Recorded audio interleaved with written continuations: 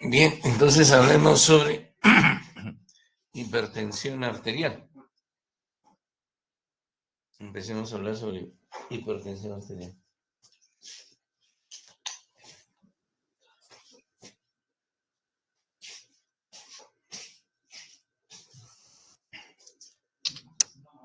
La hipertensión arterial es una de las enfermedades más cardiovasculares más prevalentes a nivel mundial. La padecen aproximadamente 1 billón de personas a nivel mundial y causa aproximadamente 9 millones de muertes anualmente. Es el responsable del 13 al 15% de todas las muertes a nivel mundial. Si uno tiene hipertensión arterial, tiene el doble de riesgo de padecer enfermedades cardiovasculares, como por ejemplo cardiopatía isquémica, insuficiencia cardíaca, insuficiencia renal, desorden cerebrovascular isquémico o hemorrágico o enfermedad vascular periférica.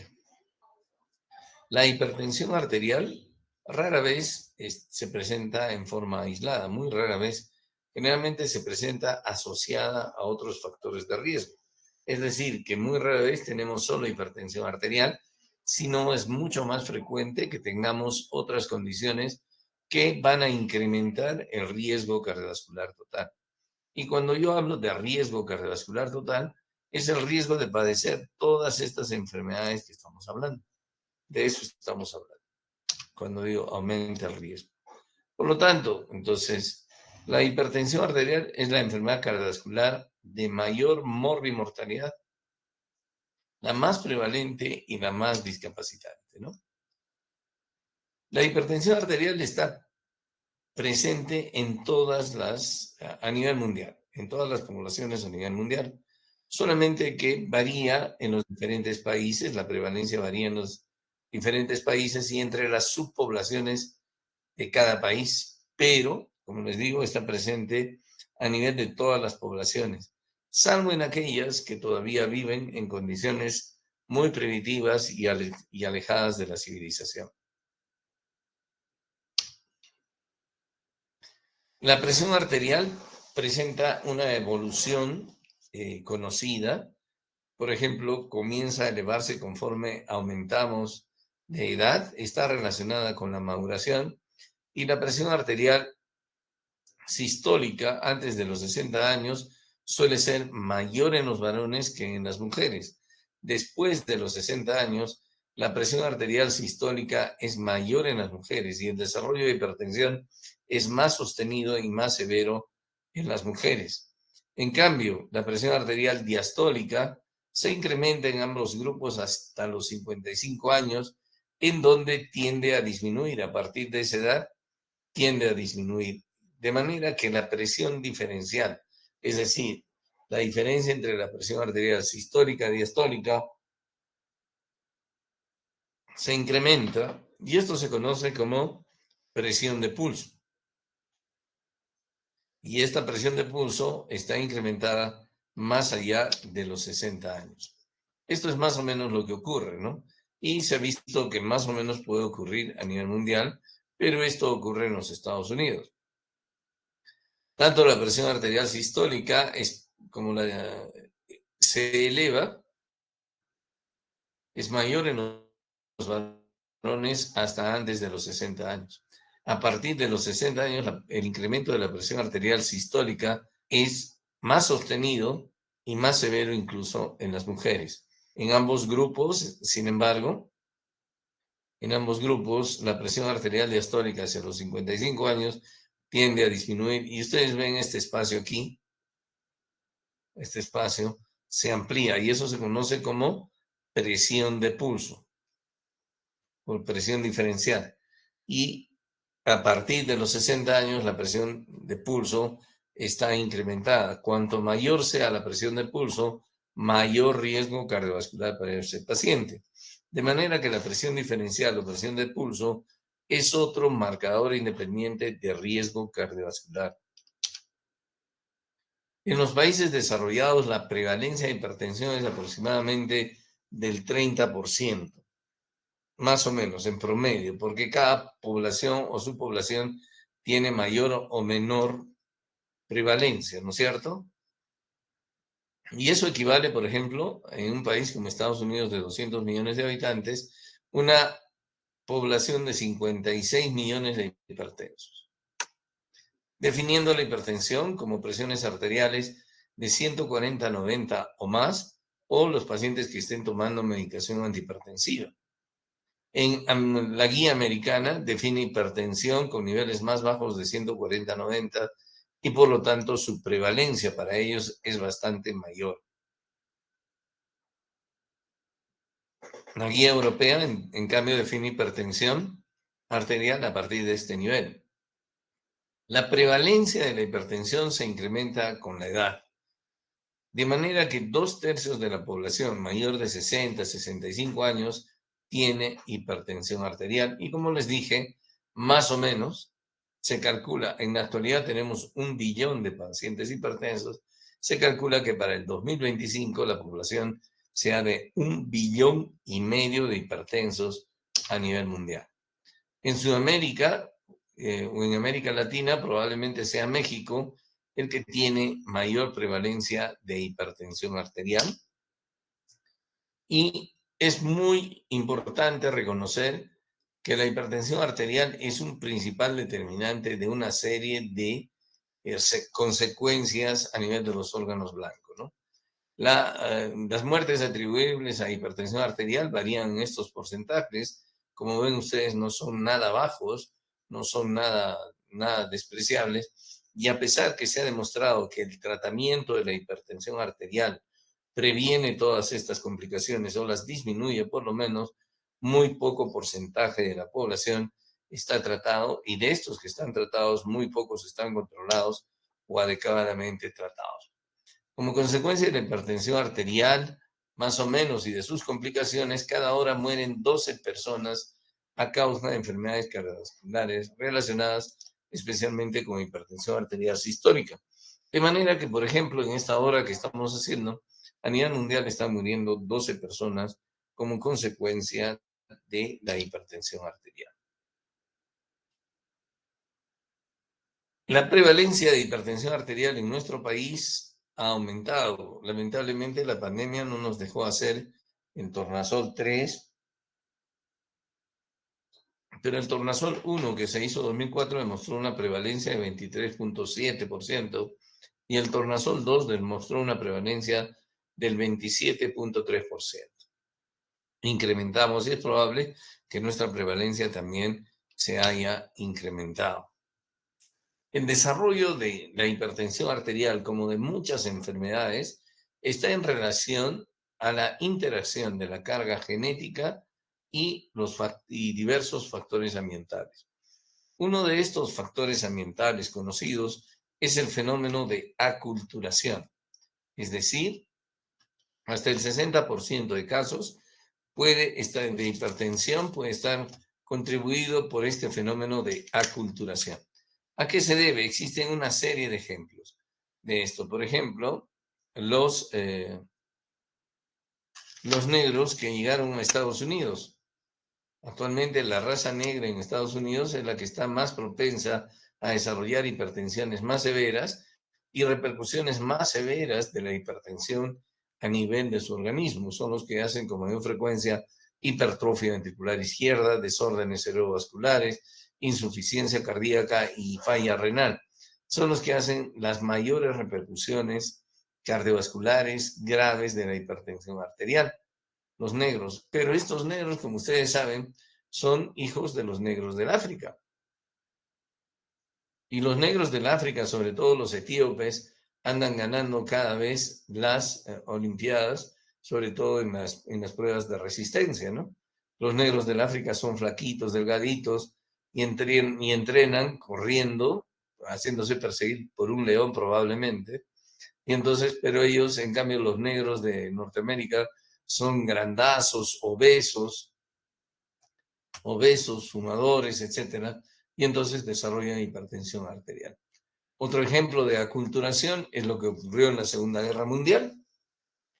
¿no? Cuando Estados Unidos destrozó Japón, pues le entró supongo que le habrá entrado un cargo de conciencia a los gobernantes estadounidenses y dijeron que todo japonés que quisiera migrar a Estados Unidos contaba con la nacionalidad norteamericana casi inmediatamente.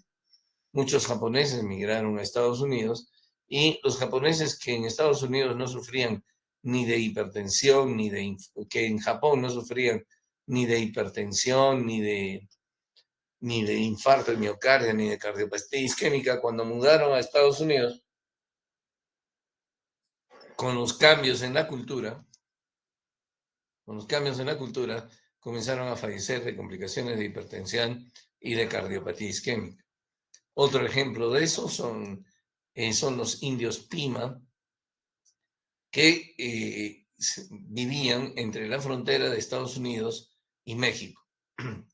Cuando Santana perdió la guerra con Estados Unidos, ¿no es cierto? Y perdió California y todo eso con Estados Unidos, entonces unos indios Pima quedaron del lado de Estados Unidos y otros indios Pima quedaron del lado de México.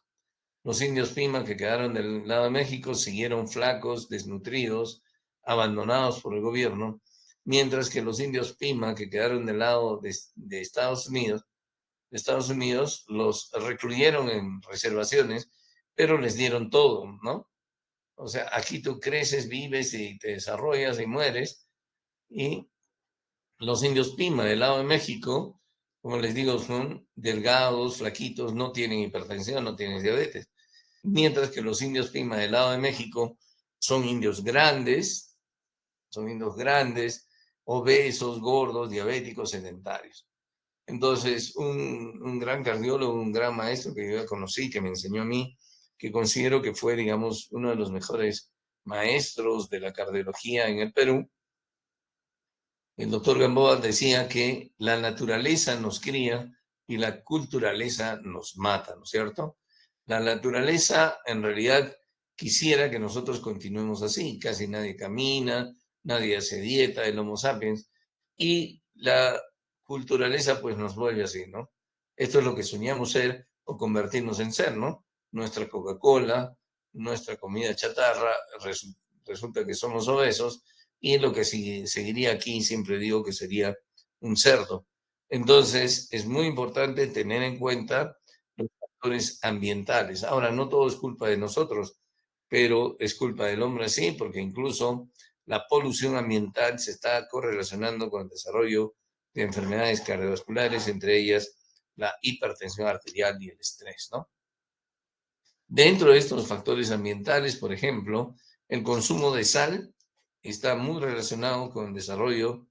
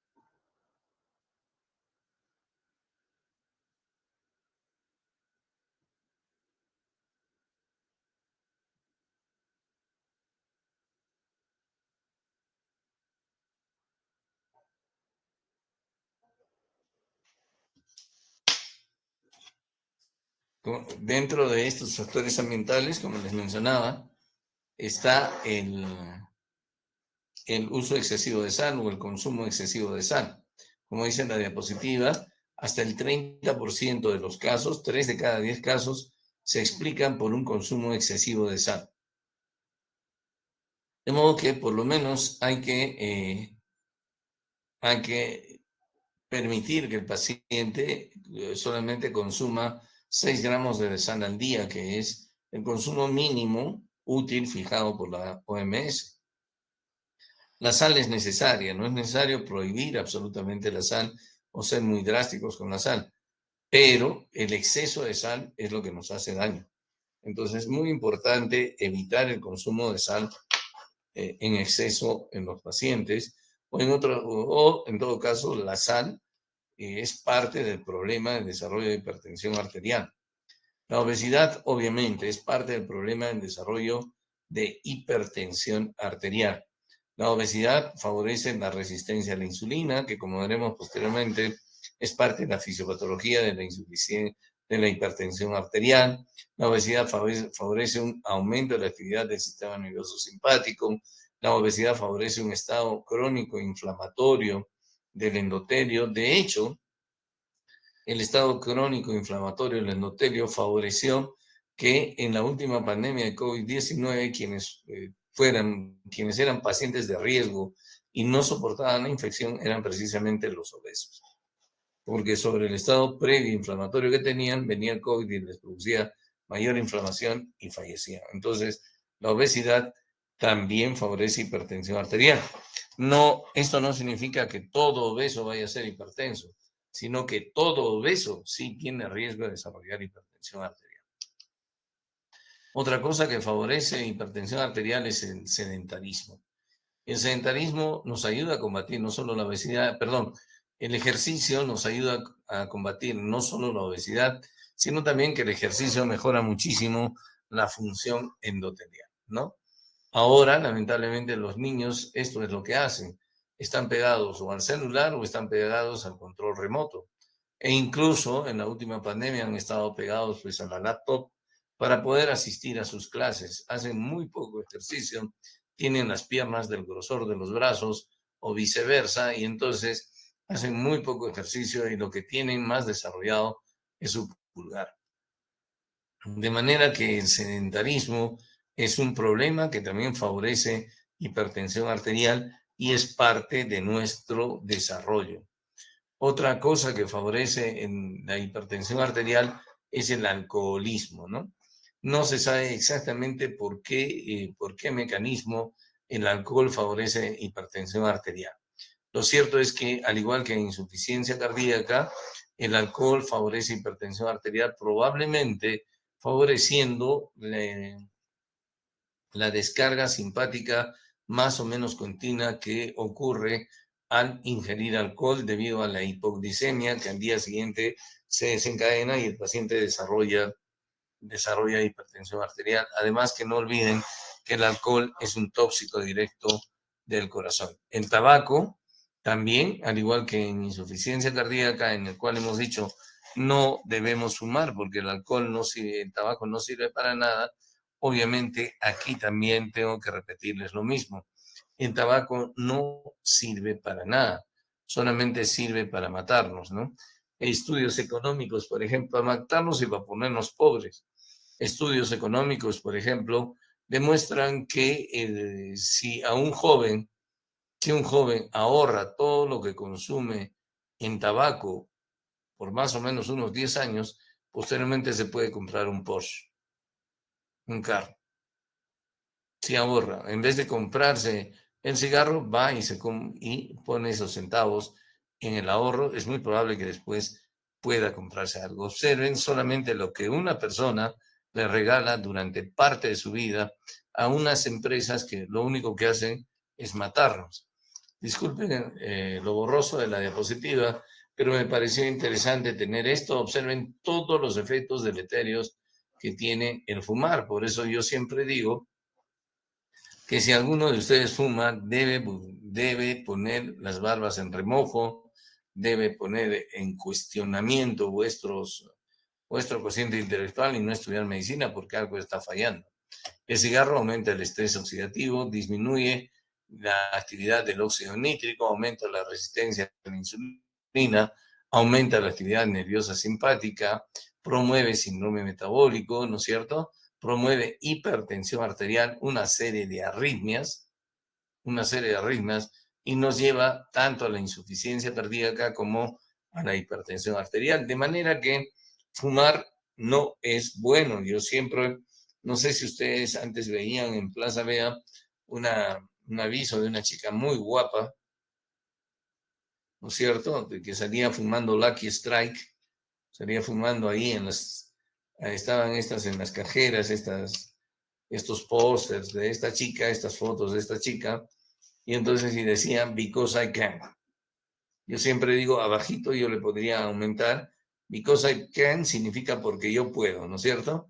Yo le pondría abajo, because I can be stupid, porque yo puedo ser estúpida, ¿no? Entonces, no existe ningún motivo para fumar, para ser ricos a quienes nos matan. Es fundamental que recuerden eso.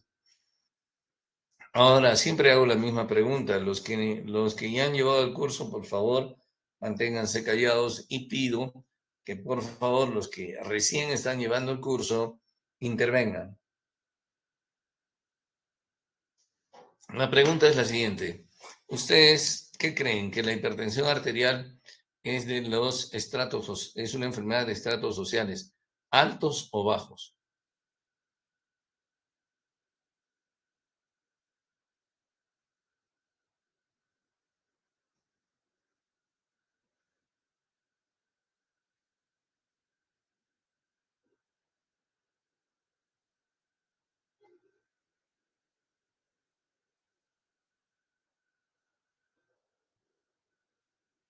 Buenas tardes, doctor. Tal vez sería de los estratos ¿Aló? Sí, sociales buenas bajos. tardes. De los estratos sociales bajos, tal vez, doctor. ¿Perdón? De los estratos sociales bajos, tal vez, doctor. Ya. ¿Alguien tiene la misma opinión o todos tienen la misma opinión?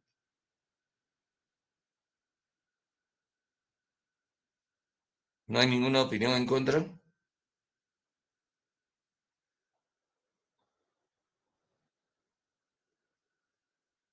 ¿Aló? ¿No hay nadie más que usted? Doctor, disculpe, Sí, tal vez podría ser también de una clase social media, ni tan ricos ni tan ya. pobres. ¿Alguien tiene otra opinión?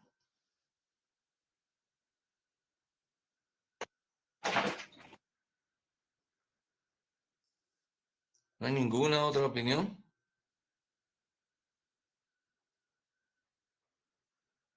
Doctor, sería en ambos, pero con más casos en el estrato social bajo, ¿no? ¿El estrato social? Bajo. ¿Perdón? Por favor, hablen, ¿qué les pasa? Lo doy por dictado, ¿ah?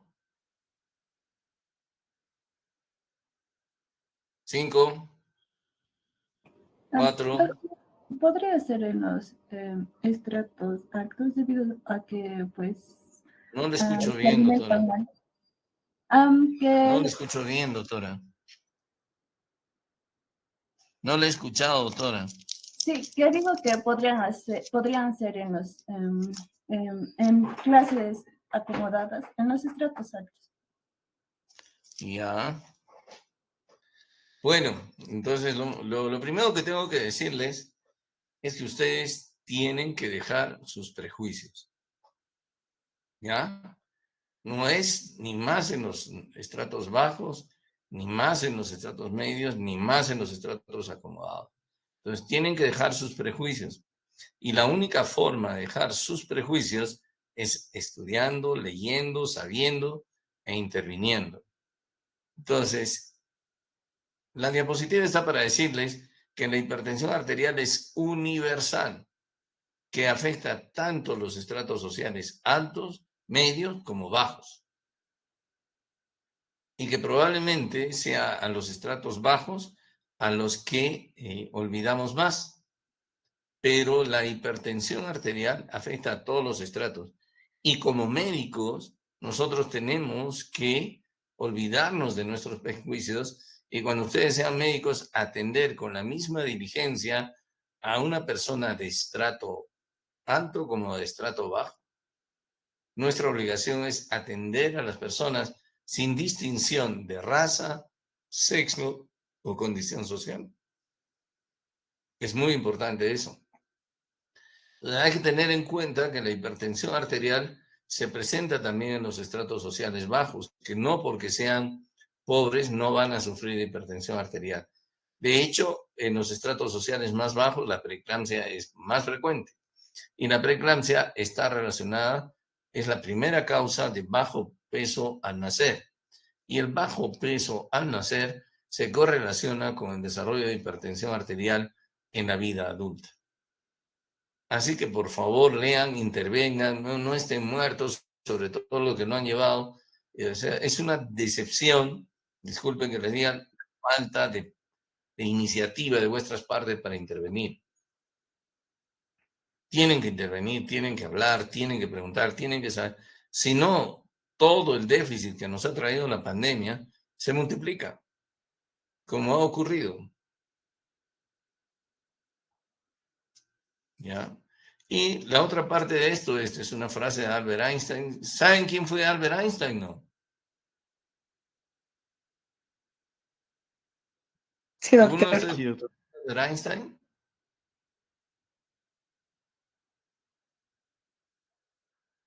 ¿Quién fue, doctor? Bueno, fue uno de los físicos más importantes del anterior siglo. ¿Dónde nació? No estoy seguro, doctor, pero solo sé que es judío, nada más. ¿Y cuál fue su teoría más famosa? No estoy seguro, pero creo que es la de la relatividad. La teoría de la relatividad. Nació en Alemania, doctor. Y se lo llevaron los estadounidenses, era alemán. Entonces él decía, uno de los genios del siglo pasado. Hay dos formas para vivir vuestra vida. Una es creer que no existen los milagros y la otra es creer que todas las cosas son un milagro. Así que depende de ustedes. Intervengan, esfuércense. Realmente ser médico es ser una persona diferente. La dieta pobre en potasio es otra condición que favorece el desarrollo de hipertensión arterial. Y se ha probado que, por ejemplo, los suplementos de potasio mejoran la presión arterial. Entonces, así como el exceso de sodio favorece hipertensión arterial, la dieta pobre en potasio favorece la hipertensión arterial. Pero no estamos hablando de este tipo de potasio, sino del equivalente, ¿no es cierto? Del mineral. El calcio también, el déficit de calcio también favorece hipertensión arterial. Como ya han visto demasiada carne, podemos mostrarles un poco de vegetales.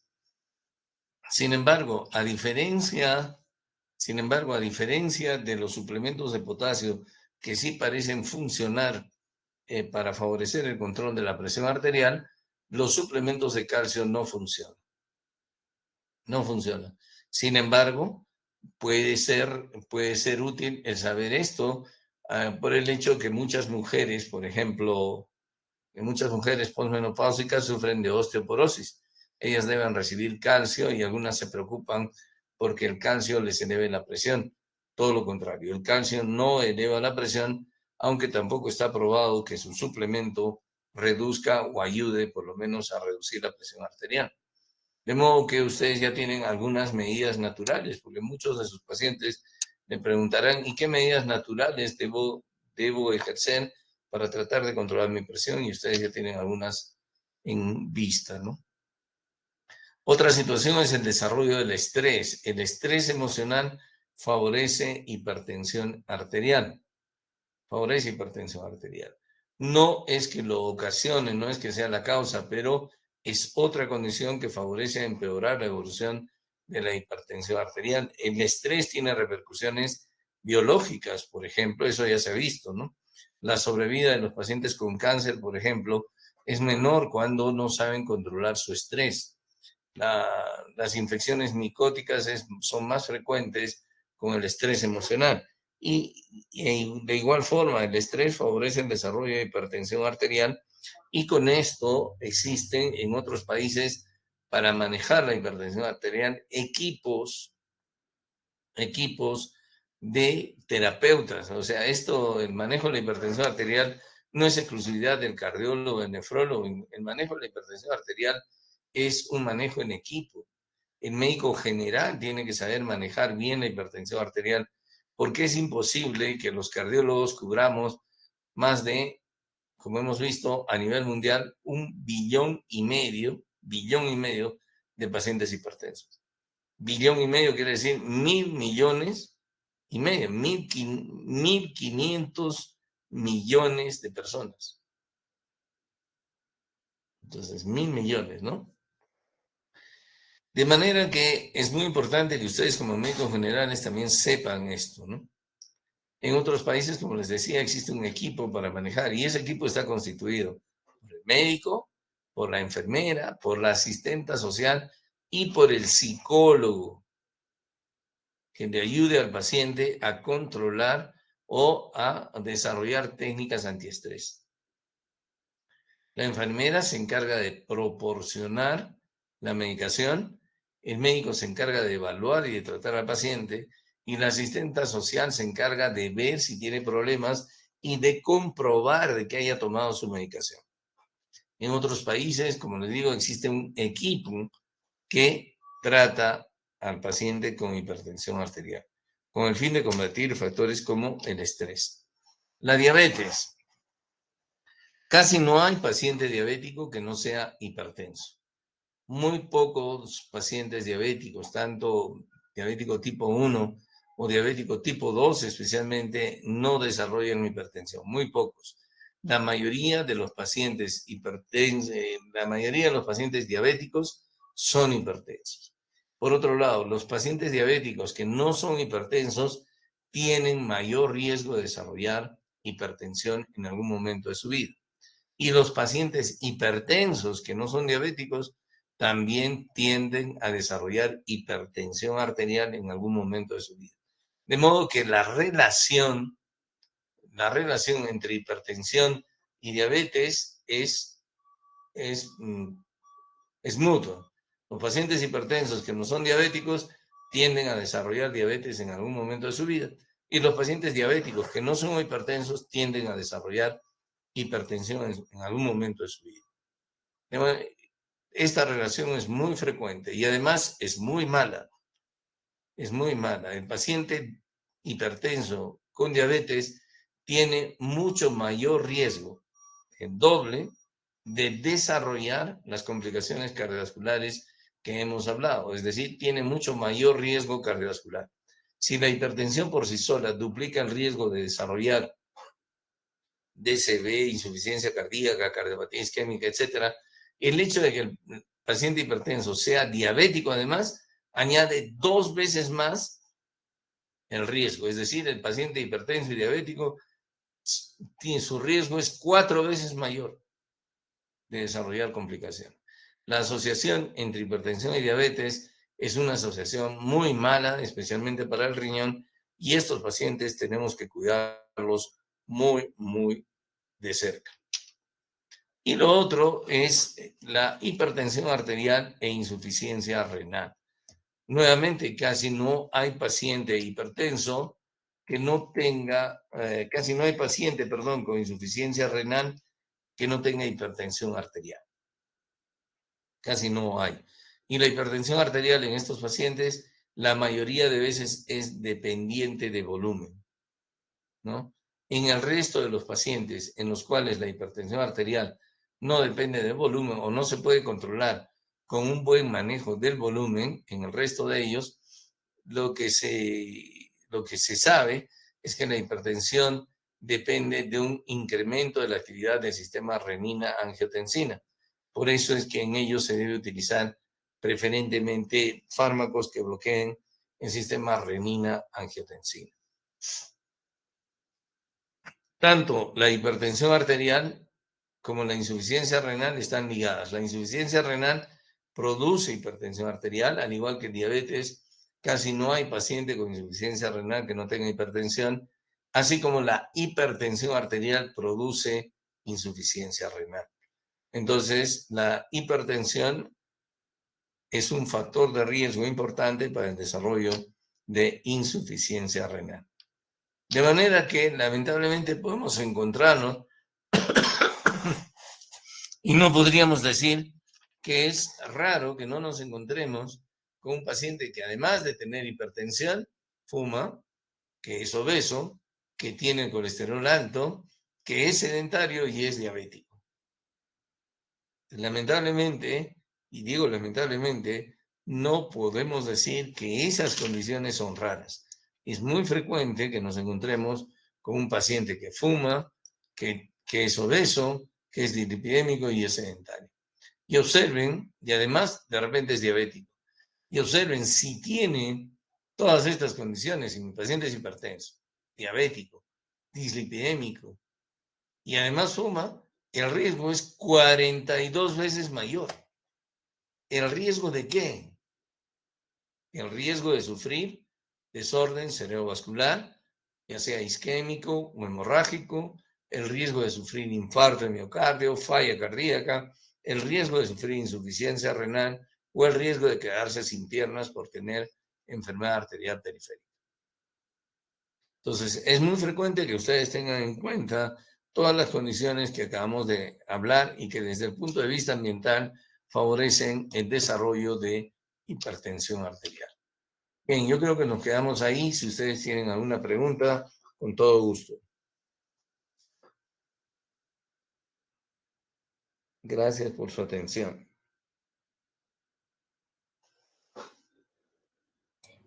Doctor, disculpe, en cuanto a la fecha del examen, acordamos que sería el día viernes 21. ¿Viernes? Sí, doctor, el día viernes 21. Ya. Sería mediodía, ¿eh?